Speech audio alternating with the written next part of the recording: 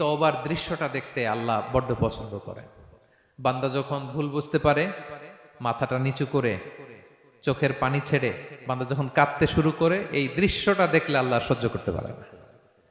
আল্লাহর রহমতের দরিয়ায় জোশ খেলে যায়, বান্দা যা চায় আল্লাহ তাই দিয়ে দেয়। তখন চোখের পানির এত বড় পাওয়ার। এজন্য আমরা ভুল করে যেন অটল না থাকি, আল্লাহর কাছে যেন ক্ষমা চাই, আমরা যেন ফিরে আসি তার দরবারে। তার দরবার সবসময় খোলা।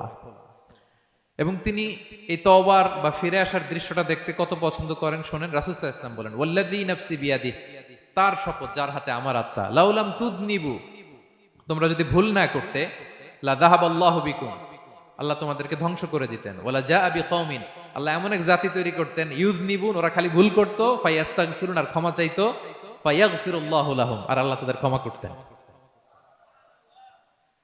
তোমরা যদি ভুল না করতে, এই বনি আদম, তোমরা যদি ভুল না করতে, তোমাদেরকে আল্লাহ তাআলা ধ্বংস করে এমন একটা গোষ্ঠী বানাইতেন যারা খালি ভুল করতো আর মাফ চাইতো, ভুল করতো আর মাফ চাইতো, আর আল্লাহ মাফ করে দিত।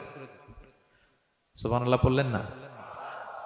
গাফিরিয যামবি ওয়া কাবিলিত তাওব, তিনি পাপ মোচন করার জন্যই তো তিনি আমার রব, তওবা কবুল করার জন্যই তো তিনি আল্লাহ সুবহানাহু ওয়া তাআলা। তিনি রব্বে কারীম, তার দয়ার কোনো শেষ নাই, তার মায়ার কোনো শেষ নাই।